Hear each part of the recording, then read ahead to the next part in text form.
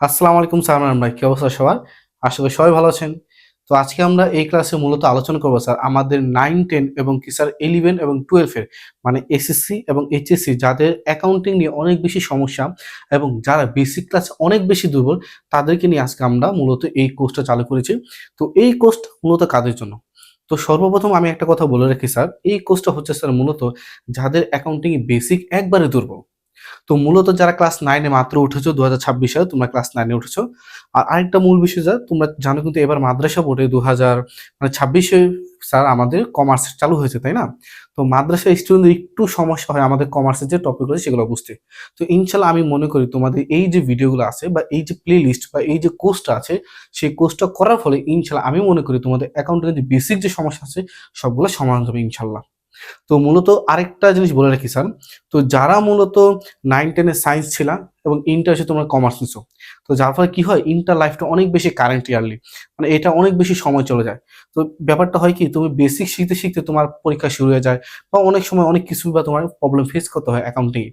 তো তুমি যদি তোমার অ্যাকাউন্টিং এ বেসিক দুর্বল থাকে তাহলে আজকের ক্লাসটার মাধ্যমে তোমার অ্যাকাউন্টিং এর একবারে ফার্স্ট পেপার থেকে একবারে তোমার লাস্ট যে চ্যাপ্টারটা আছে সেটা আমরা খুব সুন্দর করে আমরা বুঝিয়ে দিব। কিন্তু এটার জন্য লাগবে তোমার একটু ধৈর্য। কারণ অ্যাকাউন্টিং জিনিস তো, কারণ দেখো তুমি কিন্তু 9, 10 মানে যে বেসিক যে বছরগুলো ছিল সেগুলো কিন্তু পাওনি। তো এর কারণে কি স্যার তোমার একটু কষ্ট করতে হবে। বাকিরা যেখানে স্যার 9, 10 অ্যাকাউন্টিং এর বেসিক ক্লিয়ার, তোমার তো বেসিক ক্লিয়ার না। তো দ্যাটস ওয়াই তোমার ইন্টার লাইফে একটু বেশি কষ্ট করতে হবে, এটাই স্বাভাবিক।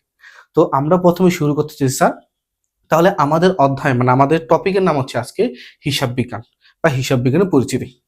এটা হচ্ছে তোমার 9, 10 যে প্রথম অধ্যায় যেটা আছে সেটা নিয়ে আমরা মূলত আজকে আলোচনা করবো স্যার, ঠিক আছে?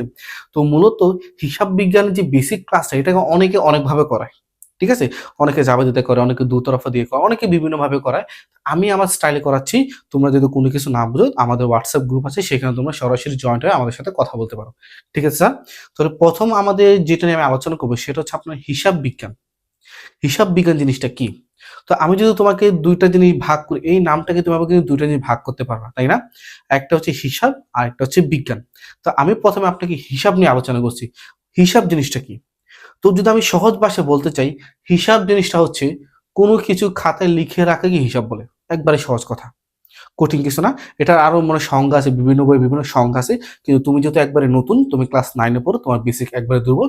দ্যাটস হোয়াই আমি তোমাকে একবারে সহজ করে বোঝাচ্ছি। তাহলে হিসাব জিনিসটা কি স্যার? হিসাব জিনিসটা হচ্ছে একবারে সহজ, তোমার কোনো কিছু খাতায় লিখে রাখি হিসাব বলে। সমাধান একবারে শেষ।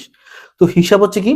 তুমি তোমার লাইফে যা হচ্ছে, তোমার বিজনেসের ক্ষেত্রে তোমার যা হচ্ছে, তোমার পার্সোনাল লাইফে কি হচ্ছে, তোমার স্কুল লাইফে কি হচ্ছে, তোমার ইউনিভার্সিটি লাইফে কি হচ্ছে, তুমি যদি করে খাতায় লিখে রাখো, এটাকে আমরা হিসাব বলবো স্যার। বুঝতে পারছি স্যার? এখন এই হিসাবটা তোমার ২ রকমের হতে পারে। একটা তোমার পার্সোনাল লাইফ এর ক্ষেত্রে হতে পারে। যেমন তুমি কি করো না করো এটা আমরা মানে নরমালি আমরা ডায়েরি বলি। এটা কিন্তু হিসাব রাখা। আর এটা হচ্ছে বিজনেসের ক্ষেত্রে ওইটাও কিছু আমরা হিসাব বলব। লাস্ট হচ্ছে স্যার বিজ্ঞান। তো হিসাব বিজ্ঞানকে তুমি দুটো একসাথে করো তাহলে কি দাঁড়ায়? তাহলে ওই যে তুমি যে হিসাবটা করছো ওইটা বৈজ্ঞানিক পদ্ধতিতে কি স্যার সংরক্ষণ করা? বৈজ্ঞানিক পদ্ধতি কি স্যার ব্যবস্থাপনা করা? বৈজ্ঞানিক পদ্ধতি কি সেটা নিয়ন্ত্রণ করা হচ্ছে আপনার হিসাব বিজ্ঞান। আমি বুঝতে পারছি স্যার। আচ্ছা আমি আবারও বলছি, হিসাব জিনিসটা কি? আমরা হিসাব জিনিসটা বুঝে ফেলেছি অলরেডি।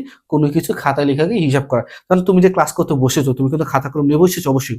আমার প্রত্যেকটা কথা বা যেগুলো ইম্পোর্টেন্ট কথা তুমি যে নোট করছো না, এটাই তোমার জন্য হিসাব। বুঝতে পারছি স্যার?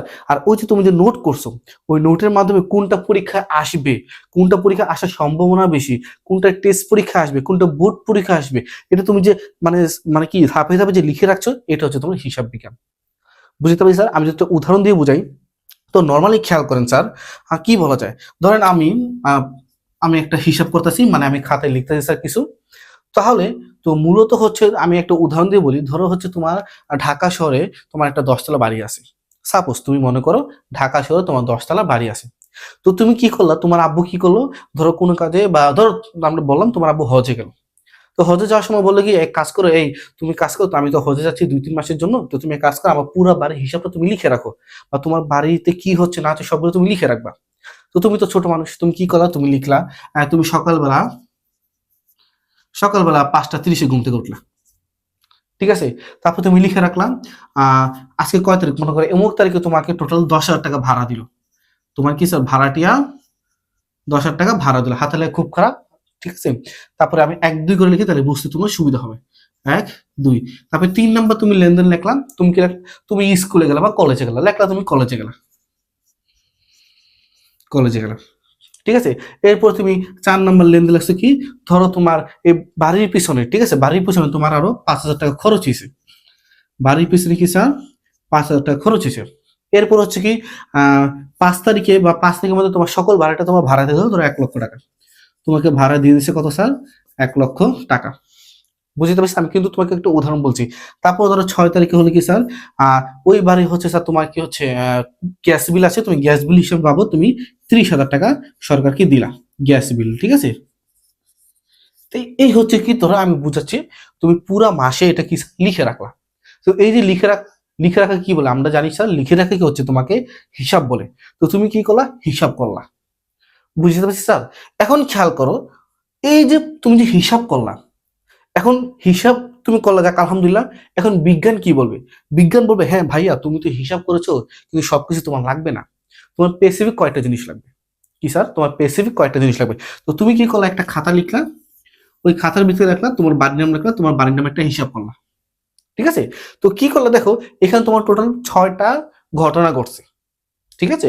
তো 6টা ঘটনা ঘটছে। তো এক কাজ করো, তুমি কি করলা, হ্যাঁ দেখো, এই যে প্রথম তুমি সকাল 5টা 30 বাজে ঘুমিতে উঠলা, এটা কি তোমার বাড়ির মানে আয় ব্যয় ক্ষেত্রে কোনো প্রভাব পড়ে না, কোনো প্রভাব পড়ে না, তার মানে 1 নাম্বারটা তোমার এখানে আসবে না। মানে কি, 1 নাম্বার তোমার এই খাতায় এন্ট্রি হবে না। কারণ তুমি ঘুমিয়ে 10টা বাজে উঠো বা তুমি 12টা বাজে ঘুম থেকে উঠো, তোমার বাড়িতে কোনো কিছু হবে না, তাই না। এরপরে হচ্ছে দেখো, 2 তারিখে তোমার কেউ 10,000 টাকা ভাড়া দিছে, মাসের 2 তারিখে তোমাকে 10,000 টাকা ভাড়া দিচ্ছে, তার মানে এটা আমার এই খাতায় আসবে। বুঝতে পারছি স্যার। এরপর হচ্ছে 3 তারিখ তুমি কলেজে গেলা, তুমি কলেজে যাইতেও পারো নাও যেতে পারো, তো এইটাও কি স্যার তোমার লেনদেনের মানে এইখানে স্যার এই খাতায় আসবে না। বুঝতে পারছি স্যার। এরপর দেখো 4 তারিখে তোমার মানে তোমার যে বাড়িতে 5,000 টাকা খরচ হয়েছে, তোমার যে আব্বু তোমাকে বাসা ভাড়ার জন্য দায়িত্ব দিয়ে গেছে, সেই ক্ষেত্রে তোমার হয়তো দারোয়ানের বিল বা বিভিন্ন কাজে বা কারো মনে করো পানি কল নষ্ট হয়ে গেছে, সেই কারণে তোমার আরো 5,000 টাকা খরচ হয়েছে। তো এই 4 নাম্বারটা তোমার এখানে এন্ট্রি হবে।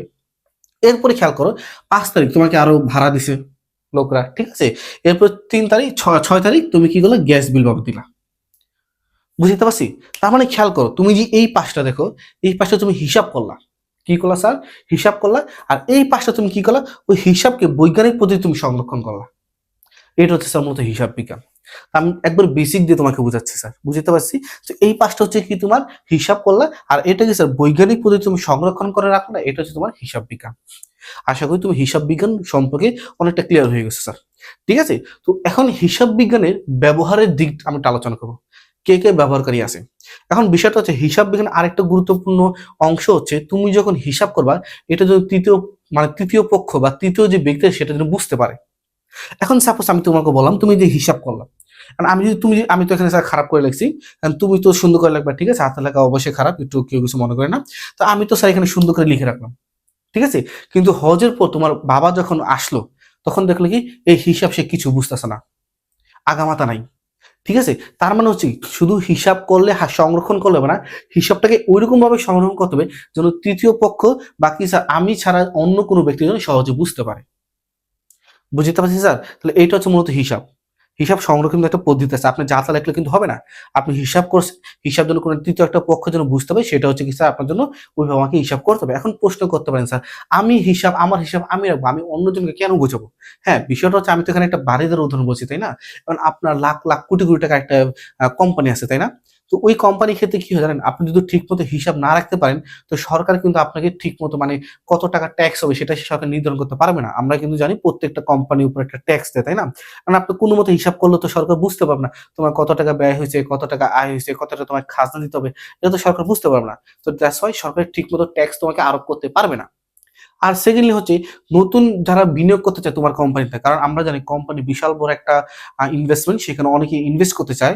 এখন তুমি তোমার হিসাবটা যদি ঠিক মতো সংরক্ষণ করে না পারো, সংরক্ষণ করে রাখতে যদি তুমি না পারো, তাহলে যারা শেয়ার হোল্ডাররা আছে, যারা বিনিয়োগ আছে, তোমাকে তো বিনিয়োগ করতে পারবে না। কারণ সে তো মানে ওই যে লেনদেনটা আছে বা তোমার যে হিসাব বইটা আছে, সে দেখে তো কিছু বুঝবে না। তো এই জন্য কি স্যার, হিসাব করাও কিছু কিছু প্রক্রিয়া আছে, সেটা নিয়ে আমরা আলোচনা করবো স্যার। তাহলে আমরা কি পেলাম স্যার, হিসাব এমন ভাবে করতে হবে যেন তোমার যে হিসাব বিজ্ঞান যে ব্যবহারকারী যারা আছে, যারা তোমার হিসাবটাকে যেন বুঝতে পারে। আমি কি বুঝতে পারছি। তাহলে খেয়াল করি, হিসাব বিজ্ঞানের যে ব্যবহারকারীকে আবার দুই ভাগে ভাগ করা হয়। হিসাব বিজ্ঞানের ব্যবহারকারী কয় ভাগে ভাগ করে, দুই ভাগে, একটা হচ্ছে অভ্যন্তরীণ আর একটা হচ্ছে বাহ্যিক। একবারে সহজ একটা বিষয়, খুব কঠিন কিছু না। এইখান থেকে ক্লাস 9-10 এবং ইন্টারের অনেক বেশি এমসিকিউ আসে স্যার। ইভেন কি স্যার আপনার অনার্সে কিন্তু অনেক বেশি এমসিকিউ আসে এখান থেকে। তাহলে হিসাব বিজ্ঞানের ব্যবহারকারী দিক কয়টি স্যার? একটু মাথায় রাখেন, খাতায় লিখে রাখেন দুইটি। একটা হচ্ছে অভ্যন্তরীণ আর একটা হচ্ছে কি স্যার বাহ্যিক। অভ্যন্তরীণ মানে কি? মানে হিসাব বিজ্ঞান মানে ব্যবসা প্রতিষ্ঠান অভ্যন্তরীণ যারা আছে, যেমন মালিক আছে, তারপর হচ্ছে কি স্যার মানে অভ্যন্তরীণ নিরীক্ষক আছে, তারপরে ম্যানেজার আছে, এই যে ভিতরের যে মানুষগুলা, তারপর কর্মচারী আছে, এই যে ভিতরের যে মানুষগুলা, সেগুলো কি স্যার যে হিসাব বিজ্ঞান দেখে তারা যে তার নিজের কাজকে গুছিয়ে রাখতে পারে, সেগুলো হচ্ছে স্যার অভ্যন্তরীণ। আর বাহ্যিক মানে তোমার কোম্পানির যে বাইরের মানুষগুলো আছে, তৃতীয় পক্ষ, যেমন সরকার, তারপর হচ্ছে কিছু তোমার শেয়ার হোল্ডার ইত্যাদি যে লোকগুলো আছে, তারপর সরকারের নিরীক্ষক ইত্যাদি যে লোকগুলো আছে, সেগুলো তোমার হিসাব দেখে তারা যেন তাদের নিজস্ব কাজ করতে হবে, সেগুলো হচ্ছে কি স্যার বাহ্যিক দিক।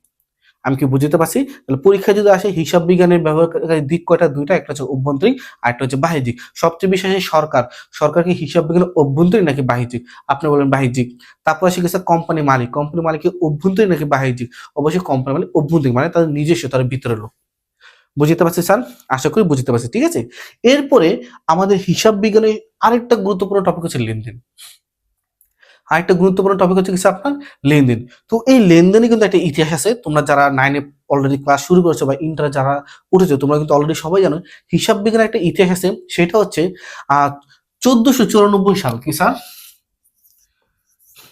1494 সাল, বুঝছেন স্যার, একজন পর্তুগিজ পাদ্রী, মানে ওনার নাম হচ্ছে লুকা পেসিওলি, উনি সর্বপ্রথম বুঝছেন দুতরফা সম্পর্কে আমাদেরকে ধারণা দিয়েছে। কারণ উনি একটা বই আবিষ্কার করেছিলেন, বইয়ের নামটা খুব বড়।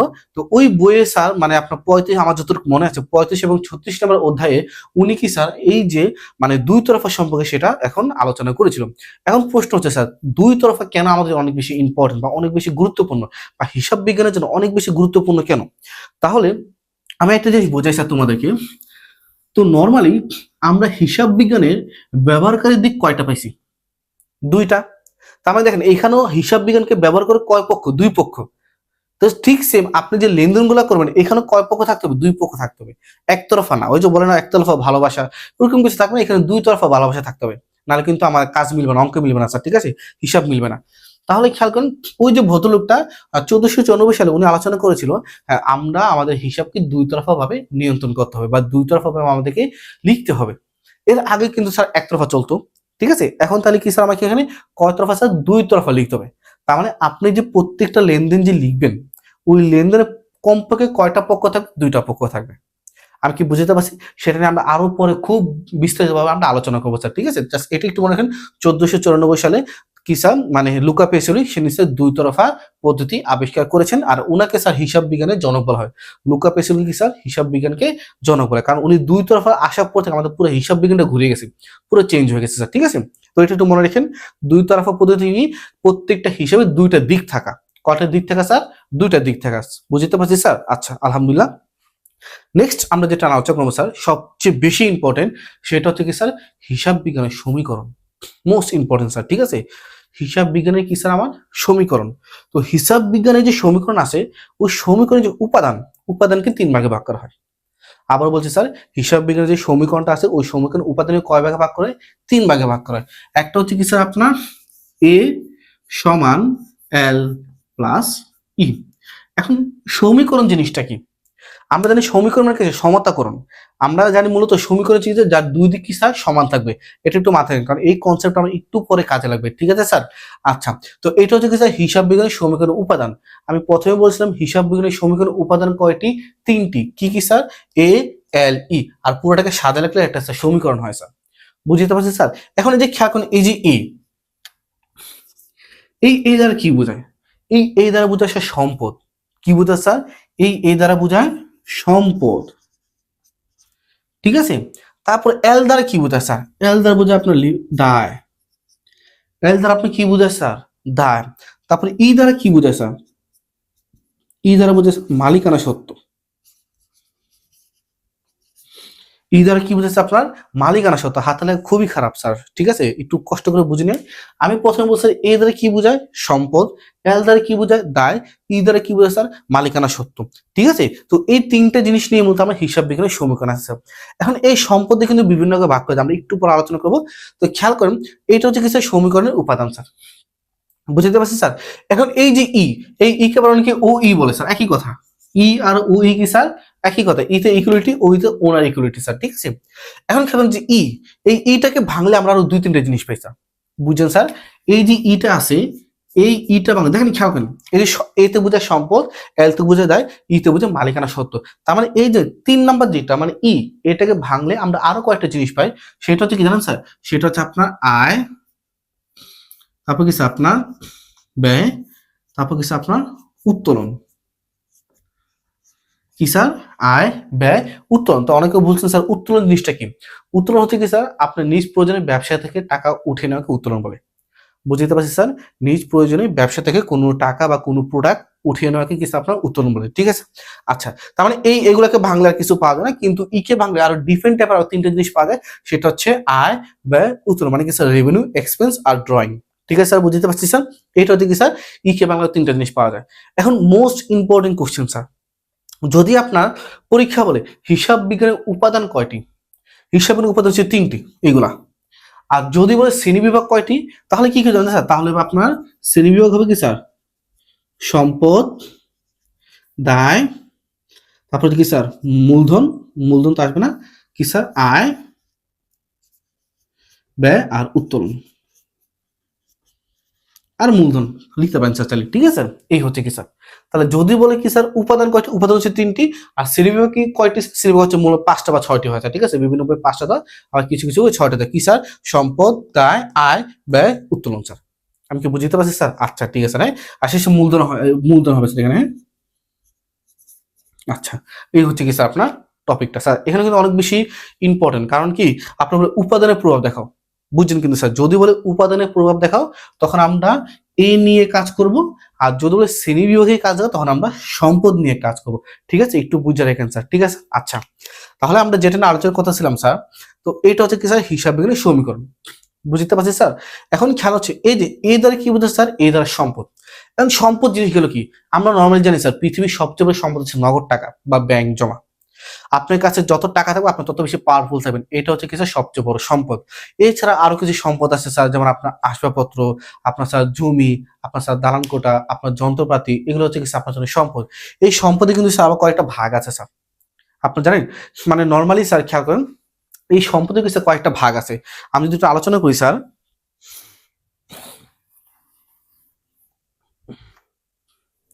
মানে আপনার যেগুলো জানা দরকার সেগুলো আমি একটু আলোচনা করছি, ঠিক আছে। তো সম্পদ, এই যে স্যার সম্পদ, এই সম্পদ আবার ভাগ আছে। এক নম্বর মানে এক নম্বর যেটা নিয়ে আলোচনা করবো সেটা হচ্ছে চলতি সম্পদ। কি স্যার, চলতি সম্পদ। এরপরে যেটা নিয়ে আলোচনা করবো সেটা হচ্ছে কি স্যার স্থায়ী সম্পদ বা দীর্ঘমেয়াদী সম্পদ। এরপরে কিছু কি স্যার আপনার অলিক সম্পদ বা ভুয়া সম্পদ।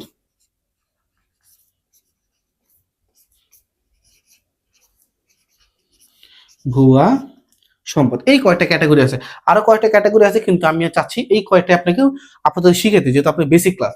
তো সম্পদ খাবার কয়টা করে ভাগ করা যায়, তো মূলত 3-4 ভাগে না, আর কয়েকটা ভাবে ভাগ করা যায়। কি কি স্যার, হচ্ছে স্যার চলতি সম্পদ, স্থায়ী সম্পদ, অলিক সম্পদ। এখন আমি একটু যদি উদাহরণ দিই স্যার, এই যে চলতি সম্পদ আর স্থায়ী সম্পদ, অলিক সম্পদ, এগুলো জিনিসটা কি? চলতি সম্পদ হচ্ছে সেই সকল সম্পদ যেগুলো কি স্যার 1 বছরের কম সময় আপনার কাছে থাকে। তেমন কি স্যার নগদ টাকা, নগদ টাকা কি স্যার আপনার 1 বছর থাকে না, আমার এটা আজকে আছে কালকে নাই। বা ব্যাংকেও কি স্যার আজকে আছে কালকে নাই, এগুলো কি স্যার মানে সাময়িক সময়ের জন্য থাকে, খুব লং টাইমের জন্য থাকে না। দ্যাটস ওয়াই এগুলো হচ্ছে কি স্যার চলতি সম্পদ। তার মানে চলতি ধারা কি বোঝায়, চলতি মানে হচ্ছে স্যার যেগুলো কি স্যার আপনার 1 বছরের কম সময় বা শর্ট টাইমের জন্য যেগুলো কাছে আপনার কাছে আসে, সেগুলো হচ্ছে আপনাদের কি স্যার চলতি সম্পদ। ঠিক তার বিপরীত হচ্ছে কি স্যার আপনার স্থায়ী সম্পদ, যেগুলো কি স্যার লং টাইম থাকে, অনেক সময় ধরে থাকে স্যার। যেমন কি স্যার আপনার বাড়ি হতে পারে, আপনার জমি হতে পারে, আপনার যন্ত্রপাতি হতে পারে, আপনার আসবাবপত্র হতে পারে। এগুলোকে আমরা 1-2 জন্য ক্রয় করি না, এগুলো আমরা স্যার দীর্ঘদিন ব্যবহারের জন্য ক্রয় করে থাকি। এগুলোকে আমরা লং টাইমে সেবা পাওয়ার জন্য কিছু আমরা এগুলো ক্রয় করে থাকি। দ্যাটস ওয়াই কি স্যার এগুলো হচ্ছে কি স্যার আপনার স্থায়ী সম্পদ, বুঝতে পারছি স্যার। আর কিছু কিছু অলিক সম্পদ বা ভুয়া সম্পদ আছে, যেগুলোকে দেখতে মনে কি স্যার সম্পদ, কিন্তু আসলে এগুলো সম্পদ না। যেমন কি স্যার প্রাথমিক খরচ, তারপরে কি স্যার অবলোপন, তারপরে বিলম্বিত বিজ্ঞাপন, এগুলো দেখতে সম্পদের মতো, কিন্তু আসলে কোনো সম্পদ না। বুঝতে পারছি স্যার। আমরা এইটা নিয়ে আমরা পরবর্তীতে অনেক বেশি আলোচনা করবো স্যার, ঠিক আছে। কিন্তু তাহলে এটা আপাতত মাথা ঘামানোর দরকার নেই। তো আমি বললাম স্যার চলতি সম্পদ, স্থায়ী সম্পদ আর অলিক সম্পদ। তাহলে চলতি সম্পদ কি বোঝায়, আমাদের চলতি সম্পদ হচ্ছে স্যার যেগুলোকে স্যার শর্ট টাইমের জন্য থাকে, আর হচ্ছে স্থায়ী সম্পদ যেগুলো আমাদের লং টাইমের জন্য থাকে। এখন চলতি সম্পদ কি কি স্যার, তো এই যে মাত্র বললাম চলতি সম্পদের ভিতরে স্যার, সেগুলো মুছে ফেলাম স্যার। চলতি সম্পদের ভিতরে থাকবে হচ্ছে কিছু আপনার হাতে নগদ। হাতে নগদ মানে হচ্ছে নগদ টাকা, একই কথা, হাতে নগদ বা নগদ। তারপর কি স্যার ব্যাংক আর ব্যাংক জমা, একই কথা, ব্যাংক আর কি স্যার ব্যাংক জমা একই কথা, হাতে নগদ ব্যাংক, তারপরে ব্যাংক জমা। তারপর হচ্ছে কি স্যার আপনার দেনাদার বা প্রাপ্য হিসাব,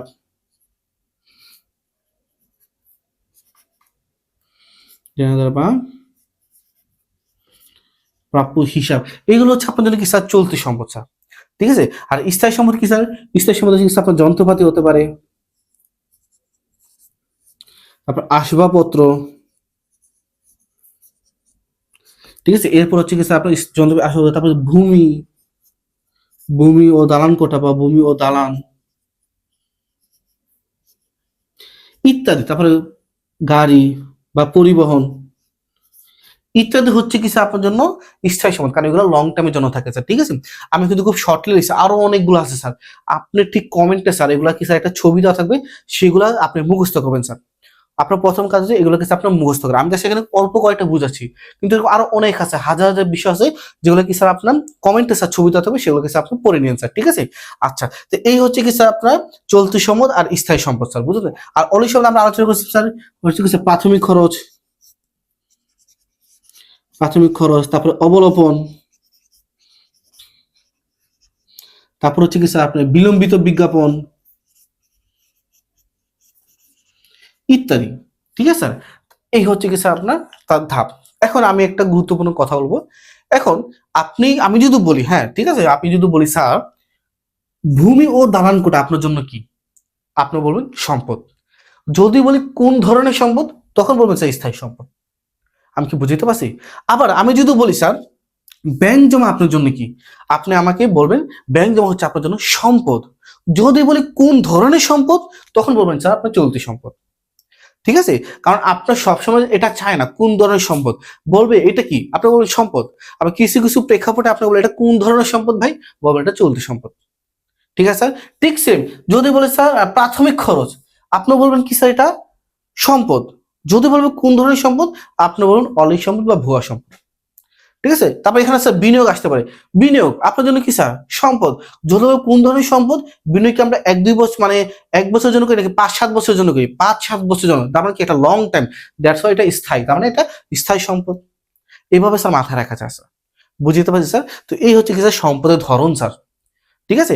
এগুলো করাচ্ছি কেন, কারণ আবার এটা বেসিক ক্লাস স্যার, এটা যতক্ষণ পর্যন্ত আপনি না বুঝবেন আপনি কিছু বুঝবেন না। কারণ আপনার পরীক্ষা বললো স্যার যন্ত্রপাতি, মানে আপনি জানেন না যন্ত্রপাতি কি। ঠিক আছে। তাহলে আপনি বুঝবেন করে এটা কোথায় যাবে। আমি এখন আপনি জানেন, হ্যাঁ স্যার যন্ত্রপাতি তো সম্পদ, কোন ধরনের সম্পদ, স্থায়ী সম্পদ। স্থায়ী সম্পদ বলুক চলতি সম্পদ বলুক, সকল সম্পদ কোথায় প্রভাব পড়ে, আপনার এতে প্রভাব পড়ে। বুঝতে পারছি স্যার। এখন আমি যদি বলি স্যার হ্যাঁ প্রাপ্য হিসাব আপনার জন্য কি, হ্যাঁ প্রাপ্য হিসাব ফাহিম স্যারে বলছিল কি স্যার এটা সম্পদ। যদি জিজ্ঞেস করে কোন ধরনের সম্পদ, আপনি বলবেন কি স্যার চলতি সম্পদ। হ্যাঁ, তো সব ধরনের সম্পদ কিসে প্রভাব পড়ে, হ্যাঁ সব ধরনের সম্পদ আপনি এতে প্রভাব পড়ে। এইভাবে চিন্তা করবেন স্যার। ঠিক আছে। মানে একটা মজা ফিল নেবেন স্যার। ঠিক আছে। তাহলে ইনশাল্লাহ খুব সহজ স্যার, কঠিন কিছু না স্যার। আমি কি বুঝতে পারছি সম্পদ নিয়ে স্যার। আমি আবারও বলছি এগুলো কি স্যার লিস্ট, আপনি কি স্যার কমেন্টে দেওয়া থাকবে, এগুলো আপনি লিখে নিন স্যার। ঠিক আছে। আচ্ছা, অবশ্যই মুখস্থ করতে হবে কিন্তু। ঠিক আছে। আরো বিভিন্ন ধরনের কিছু চলতি সম্পদ আছে। ঠিক আছে। যারা যেগুলো বুঝবেন না, সাথে সাথে আমাদের হোয়াটসঅ্যাপ গ্রুপে কি স্যার কন্ট্যাক্ট করবেন, স্যার এটা মানে কি বোঝায়, আমরা বলবো হ্যাঁ বাবার এটা তো এটা বোঝায়। ঠিক আছে। আচ্ছা, এখন নেক্সট আছে কি আমরা দায়। এই দায়ের কিন্তু কয়েকটা শ্রেণী বিভাগ আছে, শুধু দায় একটা না, দায়ও কিন্তু সেম, এখানে চলতি দায় আছে বা দীর্ঘমেয়াদী দায় আছে স্যার। তো খেয়াল করুন স্যার, আপনি কি স্যার প্রথম হচ্ছে আমাদের চলতি দায়, আর এটা হচ্ছে কি স্যার আপনার দীর্ঘমেয়াদী বা স্থায়ী দায়, স্থায়ী দায় বা দীর্ঘমেয়াদী দায়। ঠিক আছে। এই আমি মনে করি আপাতত এই দুইটা শিখে রাখা ভালো। আরো কয়েকটা আছে সেটা আমরা পরে বলবো স্যার। ঠিক আছে। আচ্ছা, তো চলতি দায় মানে কি, এই যারা চলতি সম্পদ বুঝে গেছেন তারা ইনশাল্লাহ চলতি দায় বুঝে ফেলবেন। যেসব দায় আগে আগে জিনিসটা বলতেন, দায় মানে কি, দায় মনে হচ্ছে আপনার দায়বদ্ধতা থাকা। আপনি কোথাও থেকে কিছু কিনছেন কিন্তু আপনার কাছে টাকা ছিল না, আপনি বাকিতে কিনছেন, তার মানে কি তাকে আপনাকে টাকাটা দিতে হবে। এই যে আপনি কি স্যার দায়বদ্ধতা থাকা, সেটা হচ্ছে কি স্যার আপনার চলতি দায়। সেটা হচ্ছে কি স্যার আপনার, হ্যাঁ ভিডিও স্যার চলতেছিল একটু দেখলাম স্যার। আচ্ছা, সেটা হচ্ছে আপনি কি স্যার চলতি দায়। বুঝতে পারছি। আর স্থায়ী দায় মানে কি স্যার, ধরেন খেয়াল করেন আপনি একটা ভূমি ক্রয় করবেন বা আপনি একটা বাড়ি ক্রয় করবেন, তো ধরেন বাড়ির দাম হচ্ছে ধরেন স্যার আপনার, ধরেন স্যার 10,000 টাকা, বাড়ির দাম কত স্যার, না 1,000 টাকা বেশি খারাপ দেখায়, আপনারা তো বড় লোক মানুষ, ধরুন 10 লাখ টাকা, ঠিক আছে, ঠিক আছে 10 লাখ টাকা, ঠিক আছে, আপনার কাছে আছে 5 লক্ষ টাকা, আপনার কাছে কয় লক্ষ টাকা আছে, 5 লক্ষ টাকা আছে, তো বাকি 5 লক্ষ টাকা আপনি ঋণ নেবেন। এখন এই যে 5 লক্ষ টাকা আপনি ঋণ নেবেন, এটা কি 1 বছরের জন্য নেবেন, না আপনি চাচ্ছেন এটা আমি 5 বছরের জন্য নিই, তো এইগুলো হচ্ছে কি স্যার আপনার স্থায়ী দায় বা দীর্ঘমেয়াদী দায়। বুঝতে পারছি স্যার। তাহলে চলতি দায়ের মধ্যে প্রথম কি আসবে স্যার আপনার, আগে পাওনাদার বা প্রদেয় হিসাব বা প্রদেয় হিসাব, তারপর কি স্যার ব্যাংক জমাতিরিক্ত, যেটাকে আমরা ইংলিশে বলি ব্যাংক ওভারড্রাইভ বলি,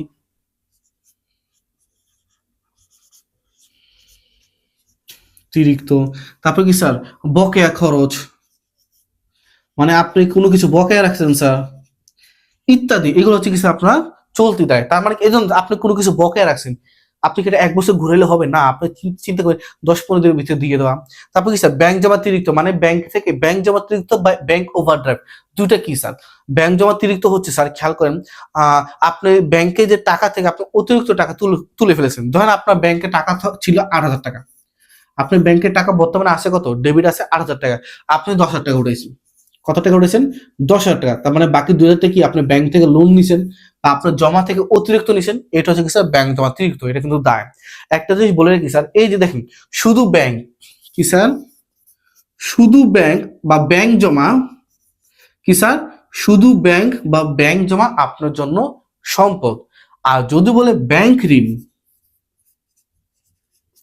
কি স্যার, ব্যাংক ঋণ বা ব্যাংক জমাতিরিক্ত, এই যে ব্যাংক ঋণ বা ব্যাংক জমাতিরিক্ত, এগুলো আপনার জন্য দায়, এগুলো আপনার জন্য কি স্যার দায়। বুঝতে পারছি স্যার। ঠিক এরকম কয়টা স্থায়ী দায় আছে, যেমন কি স্যার ব্যাংক ঋণ আছে,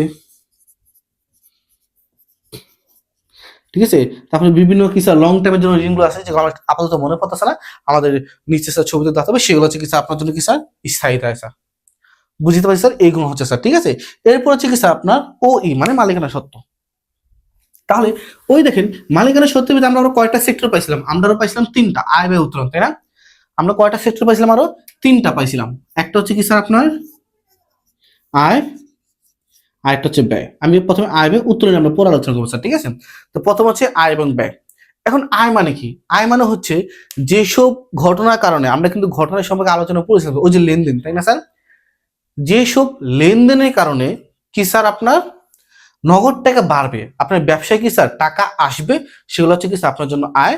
আর যেসব কারণে আপনার ব্যবসা থেকে টাকা চলে যাবে, সেগুলো আপনার জন্য কি স্যার ব্যয়। একবার সহজ হিসাব, আমি যদি বলি বিক্রয়, ঠিক আছে, বা সেল, বিক্রয়, আর নিচে লিখলাম কি স্যার ক্রয়, আমি বোঝানোর জন্য বলতে স্যার, ঠিক আছে, বিক্রয়, আর একটা হচ্ছে কি স্যার আপনার ক্রয়। বিক্রি করলে কোন আপনার আপনার কোম্পানির প্রোডাক্ট যদি বিক্রি করেন, আপনার টাকা বাড়ে নাকি কমে, অবশ্যই বাড়ে, তাহলে কি স্যার এটা আপনার জন্য আয়। আর পারচেস করলে মানে ক্রয় করলে আপনার টাকা কমে নাকি বাড়ে, অবশ্যই কমে, এই জন্য আপনার কি স্যার ব্যয়। তারপর যদি বলি বেতন প্রাপ্তি,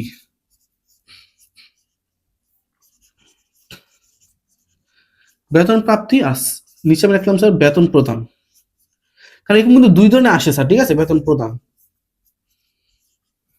এই দেখেন বেতন প্রাপ্তি মানে বেতন আপনি পাইছেন, তাহলে এটা আপনার জন্য কি আয়, আপনার পকেটে টাকা বাড়ছে, এটা আপনার জন্য কি আয়। যদি বলে বেতন প্রদান, তার মানে কি আপনার পকেট থেকে টাকা চলে গেছে, এটা আপনার জন্য কি স্যার ব্যয়। আর এভাবে যদি আমি অনেক হাজার হাজার উদাহরণ আছে, আমি যদি বলি কমিশন প্রাপ্তি, আপনি বলবেন কি স্যার কমিশন প্রাপ্তি, হ্যাঁ পকেটে টাকা আসে, তার মানে আয়, ঠিক আছে। আর যদি কমিশন প্রদান, আপনি কমিশন দিচ্ছেন, সেগুলো আপনার জন্য কি স্যার ব্যয়, কারণ আপনার থেকে টাকা চলে গেছে স্যার। তো এইগুলো হচ্ছে কি স্যার আপনার আয় ব্যয় স্যার। বুঝতে পারছি স্যার। আর এই যে উত্তোলন, উত্তোলন নর্মালি স্যার 3 ধরনের হয়, আমরা পরবর্তী ক্লাসে আলোচনা করবো। একটা হচ্ছে নগদ উত্তোলন, আরেকটা হচ্ছে ব্যাংক উত্তোলন, আরেকটা হচ্ছে কি স্যার পণ্য উত্তোলন, এগুলো আমরা পরে আলোচনা করবো স্যার, ঠিক আছে।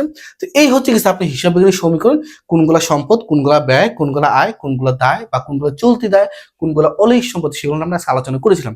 কারণ নেক্সট ক্লাসে আমরা যখন ওই যে বললাম দুই তরফা, আমরা যখন প্রত্যেকটা দুই তরফা ভাগ করব, তখন আপনাকে বলতে হবে, আমি বলবো হ্যাঁ বিক্রয় আপনার জন্য কি, আপনি বলতে হবে আয়। আমি বলবো হ্যাঁ স্যার, আমি যদি বলি কি বলে স্যার হাতে নগদ আপনার জন্য কি, আপনি বলবেন হ্যাঁ সম্পদ। যদি বলি কোন ধরনের সম্পদ, বলবেন চলতি সম্পদ। এরকম আপনাকে পারতে হবে স্যার, ঠিক আছে। অ্যাকাউন্টিং একটু কষ্ট করেন, আমার সাথে থাকেন, ইনশাল্লাহ অনেক বেশি সহজ হবে স্যার, ঠিক আছে। তো ইনশাল্লাহ এই কোর্সটার মাধ্যমে আপনি 9-10 হন অথবা কি স্যার এইচএসসি হন, আর ইনশাল্লাহ আপনার খুব বেশি সহজ হবে অ্যাকাউন্টিং। ঠিক আছে, তাহলে আজকের ক্লাসে এই পর্যন্ত। নেক্সট ক্লাসে আমরা আলোচনা করবো এটা থেকে কিভাবে এমসিকিউ আসতে পারে, আর এটাতে ছোটখাটো কয়টা অঙ্ক আসে এমসিকিউ আকারে, সেটা আমরা কিভাবে সলভ করবো স্যার। ঠিক আছে, এটা কিন্তু মাথা রাখবেন, এটা কিন্তু সবসময় এভাবেই থাকবে স্যার। ঠিক আছে, এই সমাধান এল প্লাস ও ই। আর এটা আমরা নেক্সট ক্লাসে আলোচনা করবো, যদি একটু উল্টাপাল্টা হয়, পরিবর্তন হয়, তাহলে আমরা কিভাবে সমীকরণের সাহায্যে ব্যাখ্যা করবো স্যার। বুঝতে পারছি স্যার। তাহলে আজকে এই পর্যন্তই স্যার। নেক্সট ক্লাসে মানে ক্লাস 2 তে আমরা আরো বিশাল কিছু নিয়ে আলোচনা করবো স্যার। ঠিক আছে, আসসালামু আলাইকুম।